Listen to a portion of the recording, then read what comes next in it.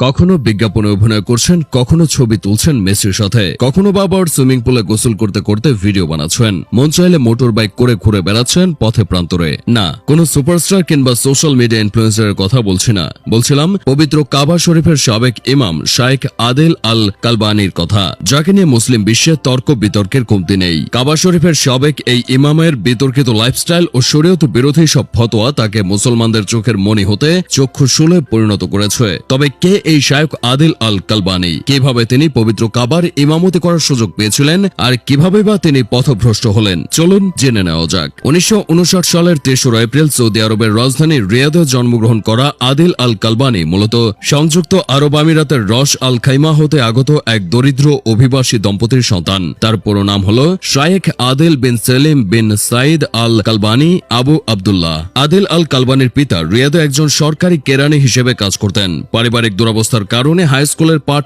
শেষ করেই সৌদি আরব এয়ারলাইন্সে চাকরি শুরু করেন কালবানি। একই সাথে তিনি কিং সৌদি বিশ্ববিদ্যালয়ের সন্ধ্যাকালীন ক্লাসে ভর্তি হন।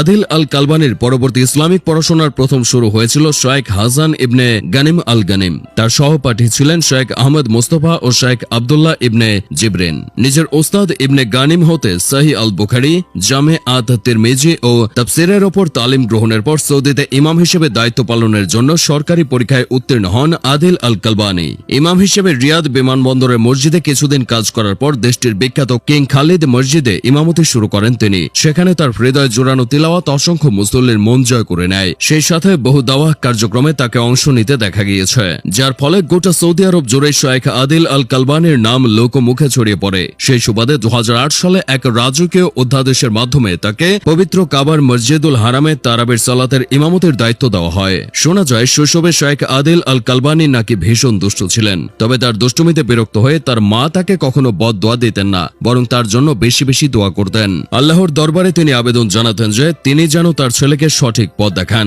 তাকে কাবা শরীফের ইমাম বানান। মহান আল্লাহ তাআলাও কালবানির মায়ের দোয়া কবুল করেছেন। যদিও পরবর্তীতে বিভিন্ন কারণে শাইখ আদিল আল কালবানিকে মসজিদুল হারামের ইমামের দায়িত্ব হতে সরিয়ে দেওয়া হয়েছিল।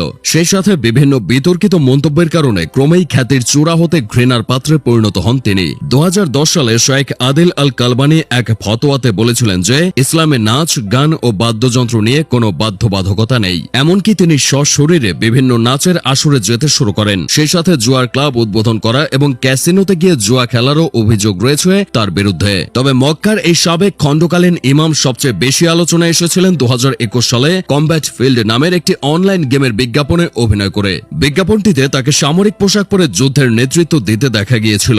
নিজের শ্রুতিমধুর তেলাওয়াতের জাদুতে একটা সময় অসংখ্য